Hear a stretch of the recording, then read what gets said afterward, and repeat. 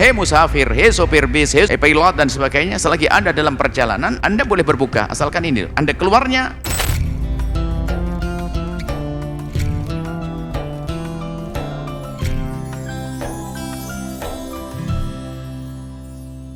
ada yang harus kita bahas dan sangat penting di dalam pembahasan puasa, yaitu 9 orang yang tidak wajib berpuasa dan 9 hal yang membatalkan puasa. 9 hal yang membatalkan puasa sudah kita sampaikan di majelis malam Selasa.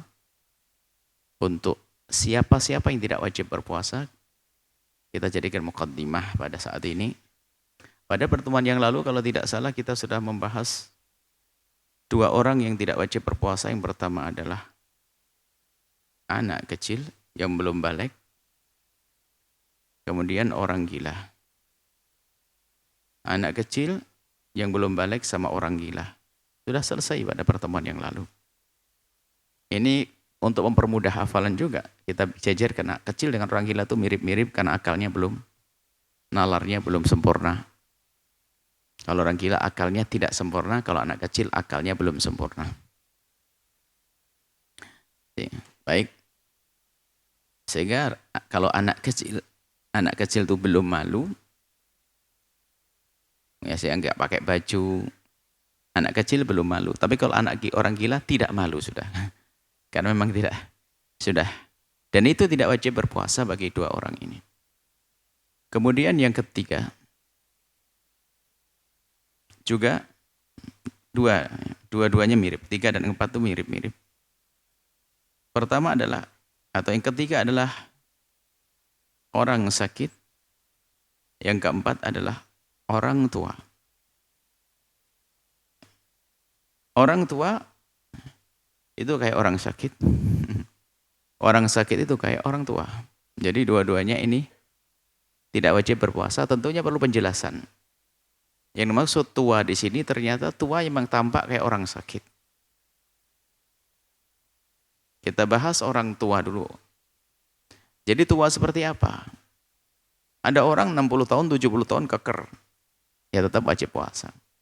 Akan tapi yang tuanya itu mempengaruhi fisiknya. Sehingga menjadikan puasa baginya berat. Maka kalau kita punya nenek-nenek, kakek-kakek di rumah, jangan dipaksa untuk puasa. Dan kita bisa melihat aktivitas beliau di saat beliau berpuasa, di saat beliau tidak berpuasa, itu Masya Allah pagi sudah gerak, jalan, dan sebagainya. Giliran puasa itu nggak bangun-bangun. Maka kita beritahu kepada kakek atau nenek semacam itu, tidak perlu berpuasa, apalagi jika mereka itu adalah kurang ilmu, kemudian takut kepada Allahnya tinggi, sehingga dia puasa itu memaksa. Padahal dia tidak wajib. Justru ini membahayakan tentang fisiknya yang sudah sepuh. Apalagi anak-anaknya juga tidak mengerti. Akhirnya orang tuanya, ya neneknya dipaksa untuk berpuasa. Neneknya dipaksa untuk berpuasa.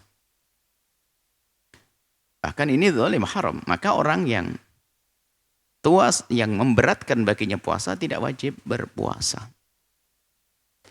Baik, berikutnya makanya yang bisa mengukur adalah pertama beliau sendiri kalau punya ilmu, kalau tidak ya cucunya, anak-anaknya yang mengira-ngira. Lemas kalau sudah puasa ada perubahan yang tampak sekali pada orang tersebut. Yang keempat adalah orang sakit.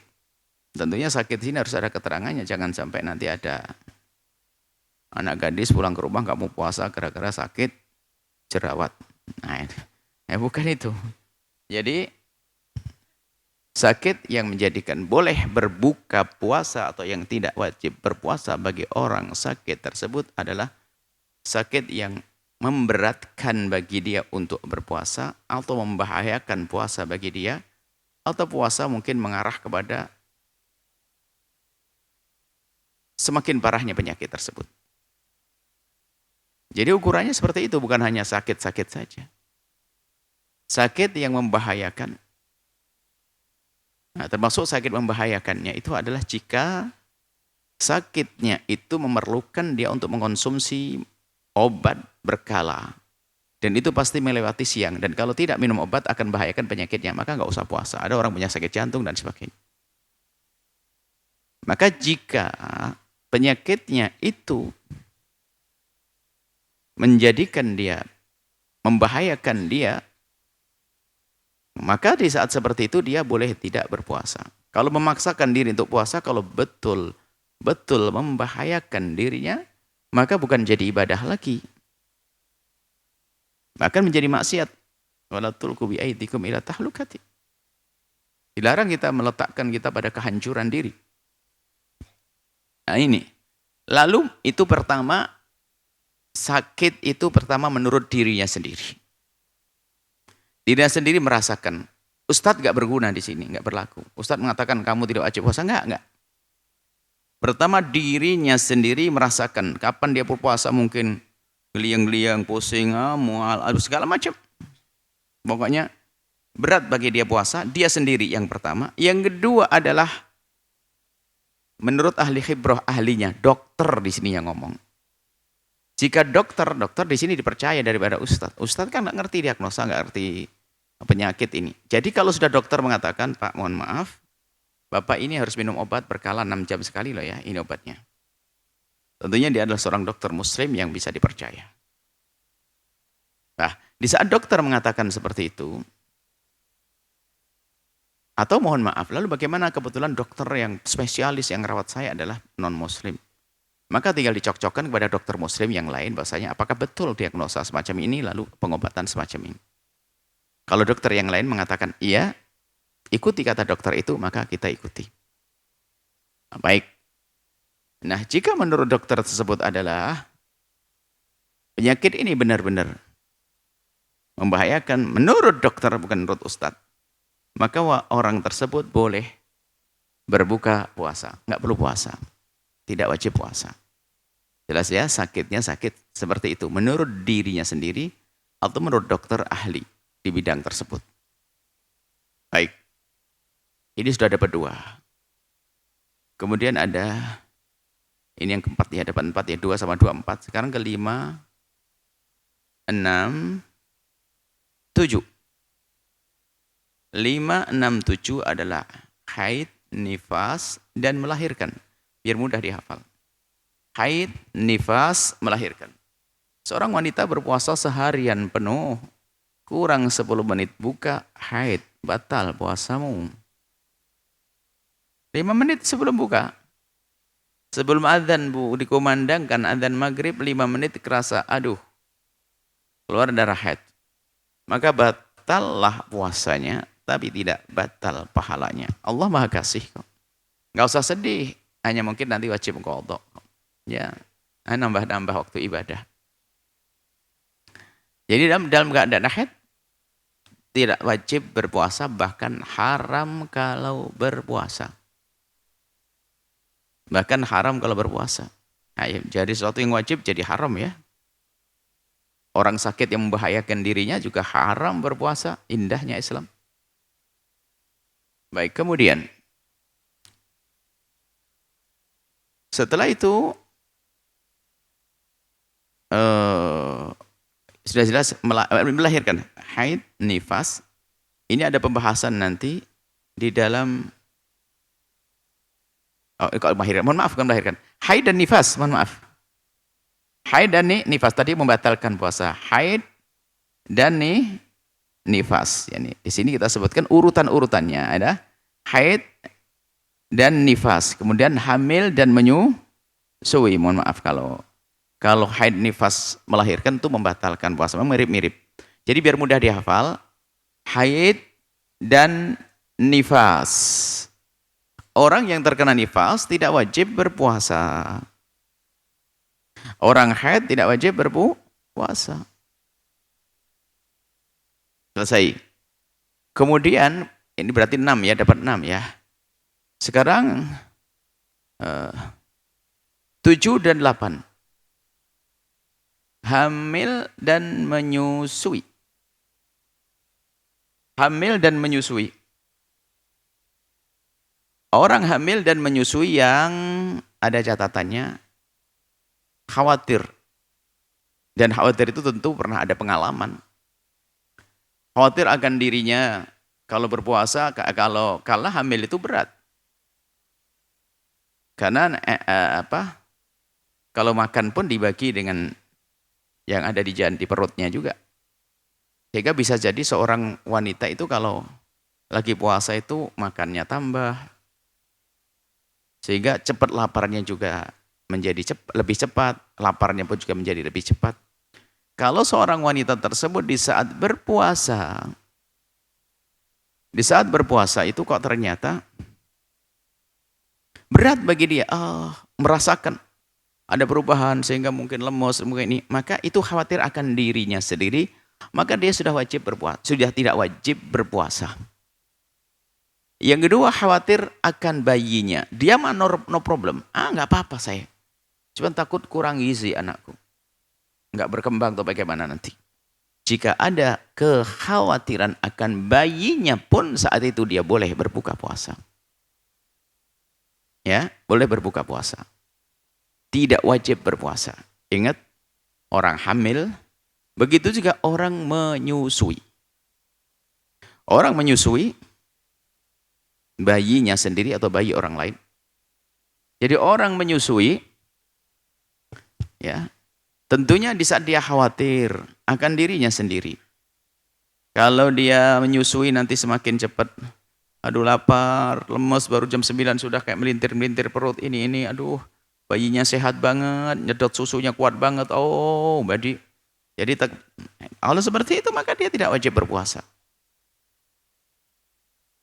Atau dia memang termasuk orang yang kurang air susunya, kurang dan sebagainya, kurang gizinya juga. Maka kalau dia berpuasa kasihan, nanti aduh kalau saya tidak berpuasa ini aduh bayiku kayak apa nanti. Maka di saat seperti itu, dia boleh berbuka puasa, tidak wajib. Ya, perempuan tidak perlu takut, tidak perlu khawatir. Ternyata Anda boleh berbuka puasa waktu hamil. Ada seorang perempuan di kampung, katanya sih dia solehah.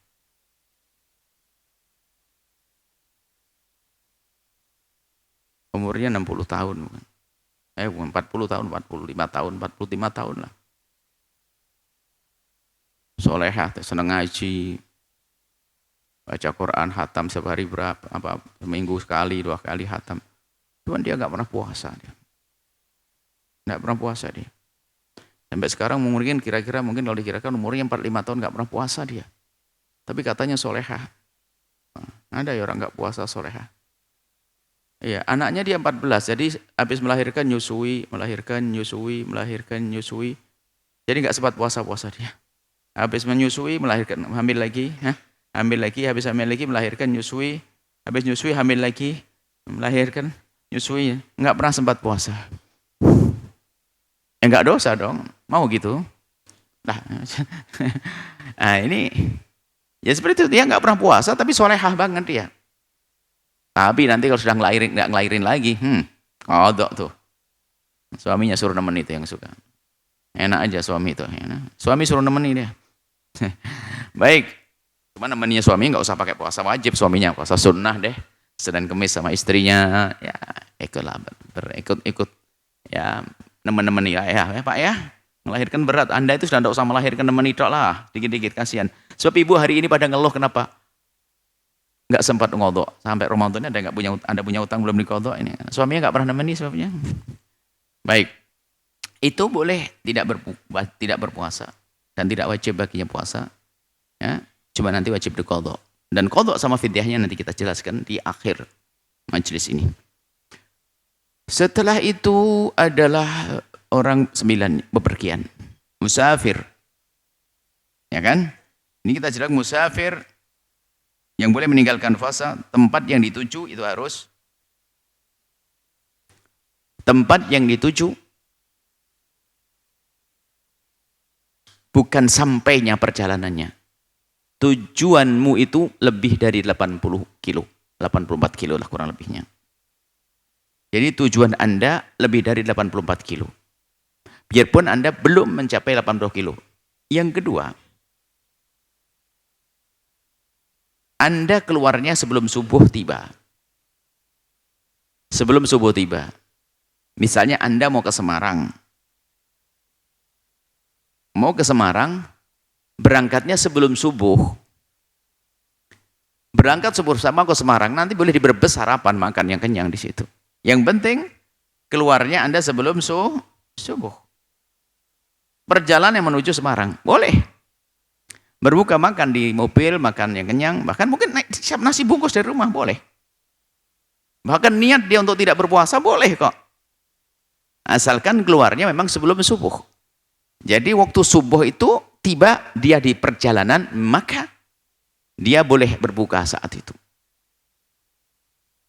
Tapi kalau Anda sudah berangkat setelah subuh atau Anda punya angan-angan, nanti jam 8 saya mau berangkat ke Semarang. Anda tidak boleh batalin puasa. Sudah niat nggak sahur, kenapa? Besok nggak puasa, saya mau ke Semarang. Ke Semarangnya masih besok. Bisa saja sama suamimu dibatalin, ayo. Makanya nggak boleh batalin puasa dari malam. Sudah terlanjur nggak puasa, tadi kata suami, yang besok aja ya berangkatnya. Apa kok? Kan gitu ya. Jadi harus sebelum subuh sudah berada dalam keadaan musafir. Nah, kalau sudah di perjalanan ya tentu sangat boleh. Misalnya di Semarang 2 hari. Ya karena di Semarang 2 hari ya malamnya berarti kan sudah di perjalanan. Maka malam nggak usah sahur nggak apa-apa. Paginya makan lagi. Habis Semarang, Surabaya 2 hari. Sulawesi 2 hari, sebulan penuh nggak puasa. Ya, musafir nggak apa-apa, nggak wajib. Termasuk ini berlaku kepada, mohon maaf, musafir setiap hari, sopir. Nah, mending diberitahu ilmunya daripada dia merasa melanggar terus, hatinya keras nanti karena dia merasa biasa berdosa dengan Allah. Itu mengentengkan malah. Lebih baik dikatakan, hei musafir, hei sopir bis, hei sopir pilot dan sebagainya, selagi Anda dalam perjalanan, Anda boleh berbuka, asalkan ini, Anda keluarnya sebelum subuh. Keluarnya tidak harus misalnya pilot dari Cirebon mau ke Jakarta. Lah Cirebon, dari Cirebonnya berangkat malam, ya besoknya di Jakarta kan musafir. Biarpun belum jadi pilotnya, belum menyopir pesawat, ya sudah boleh berbuka. Di atas pesawat juga boleh makan. Ini ilmu. Cuman mana yang lebih bagus, ini lain lagi babnya. Mana yang lebih bagus bagi Anda? Mana yang lebih bagus, apakah aku harus berpuasa atau tidak berpuasa? Itu. Maka jawabannya adalah, yang jelas jika Anda dalam bepergian, biarpun nggak berat bagi Anda, wow, pesawatnya, pakai pesawat sendiri ke Surabaya. Pesawat sendiri, dilayani tukang pijat 11 misalnya. AC, segala macam, tidur yang enak. Pokoknya tetap saja boleh berbuka puasa. Sebab diizinkan berpuasa karena bepergian, bukan karena capek atau tidak capek. Karena bepergian itu sendiri menjadikan dia boleh berbuka puasa. Nah, kalau sopir bis boleh setiap hari dengan catatan dia menduga punya waktu untuk mengkodok. Punya waktu untuk mengkodok, artinya ada libur, cuti. Ya nggak mungkin masa jadi sopir bis, nyopir bis tiap hari, nggak ada libur. Maka waktu liburan nanti, ketemu keluarganya puasa dia. Jadi mengkodoknya nanti. Ini cara mengkodoknya nanti kita sebutkan. Satu-satu, mungkin kita mengkodok sama fidyahnya besok. Kita jelaskan rinci satu demi satu. Kemudian, bepergian. Nah, mana yang lebih bagus? Apakah dia berbuka atau tidak? Lebih baik berbuka atau berpuasa? Jawabannya dikembalikan kepada orang yang berpuasa itu sendiri. Jika puasa baginya nyaman, maka lebih baik berpuasa. Tapi kalau berpuasa memberatkan bagi dia, maka lebih baik tidak berpuasa. Jika bepergian membahayakan, maka tidak boleh berpuasa. Pingsan-pingsan merepotkan orang lain. Ada suatu ketika ada kejadian pada zaman Nabi, ada seorang tampak pingsan lagi. Lalu Nabi bertanya, ada apa orang ini? Memaksakan diri untuk berpuasa ya Rasulullah. Akhirnya yang repotkan temannya dalam bepergian. Ya, Nabi mengingatkan, laisa minal birri as-shaumu fis safari. Tidak ada kebaikannya bagi berpuasa dalam bepergian bagi orang yang kayak dia itu. Maka lebih baik bagi dia adalah membatalkan puasa. Kalau di bab nahwu ini hadis ini dijadikan hadis tentang bahasanya bahasa himyariyah. Laisa minal birri as-saumu fis safari menjadi laisa minim birim saumu fim safari. Itu alif lamnya diganti alif mim. Itu kan dalam bahasa Arab itu ada al jadi am. Laisa minim birim saumu fim safari. Nah, ini bagi orang yang seperti itu lebih bagus dia adalah buka. Jangan repoti orang dong. Jatuh lagi gendong orang lagi. Maka lebih baik dia tidak berpuasa. Kurang lebihnya seperti itu. Jadi ya jangan gampang tentang bepergian. Apalagi ya sopir pesawat itu kan enak sekali. Duduk manis. Tinggal dengar murotal atau apa, baca Quran. Bepergian. Tapi selagi ini adalah hal yang diperkenankan, maka tidak boleh kita tutup-tutupi. Baik, setelah itu nanti akan kita jejer. Dari awal. Anak kecil, orang gila. Orang sakit, orang tua. Haid, nifas. Hamil, menyusui, bepergian. Nanti ada mengkodok dan tidak mengkodoknya. Anak kecil kalau gede tidak wajib mengkodok. Orang gila tidak wajib mengkodok. Kalau gilanya begini. Orang sakit adalah jika sakitnya nggak ada harapan sembuh, widah, kodok. Ini nanti ada sering. Orang tua adalah fidyah, nggak ada kodok. Orang tua nggak ada mudah lagi. Nanti akan jelaskan terakhir, tidak usah sekarang. Kita undur nanti masalah fidyahnya biar dihafal. Karena kita pengen belajar sambil menghafal nanti. Maka kita buat seringkas mungkin fikih praktis ini. Kita pengen orang keluar dari majelis ini langsung hafal. Ingat ya, yang boleh berbuka tidak wajib puasa di rumah Anda adalah nih. Anak kecil, orang gila. Orang sakit, orang tua. Orang haid dan nifas. Hamil dan bepergian. Sudah. Kalau tidak hafal Anda masuk SLB nanti.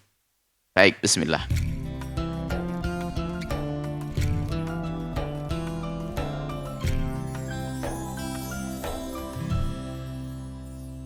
Sahabat Al-Bahjah TV, setelah menyaksikan video ini, jangan lupa bersolawat kepada baginda Nabi Muhammad. Shollu ala Nabi Muhammad. Allahumma sholli alaihi wa ala alihi wa sahbihi.